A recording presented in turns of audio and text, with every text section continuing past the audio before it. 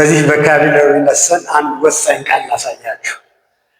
She used iron to remove the wrinkles from her shirt።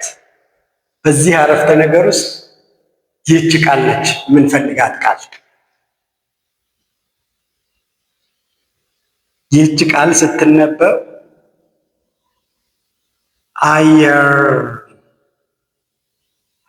አየርን ተብላ ነው የምትነበበው። እኛ በተለምዶ እንደምናነበው አይረን አይደለም፣ አይረን ሳይሆን አየር። ይህ ቃል በዚህ አገባብ የልብስ መተኮሻ ማለት ነው። አዘናውን ፎርም ነው የመጣው። ለምሳሌ ይሄንን ቨርብ ማድረግ ብንፈልግ ሺ ዩዥሊ አየርንስ ሄር ሸርት ማለት እንችላለን። ስለዚህ አየር እንደ ቨርብ ያገለግላል እንደ ናውን። ከዚህ አገባብ ውጭ ግን አየርን ማለት ሜረል እንደማለትም ይሆናል።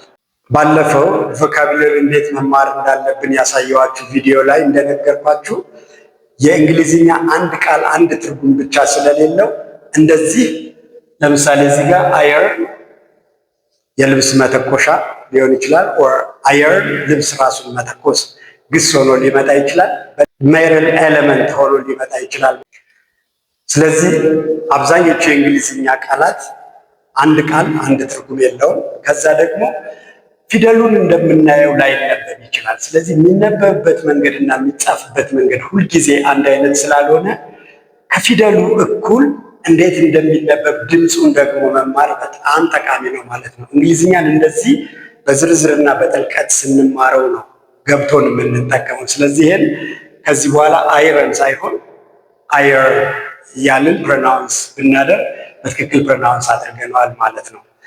ይህን ቪዲዮ ከወደዳችሁት ላይክ አድርጉት። ለሌሎችም እንዲደርስ ደግሞ ሼር ማድረግ አትርሱ። እናንተም ይህን አካውንት ተወዳጁ።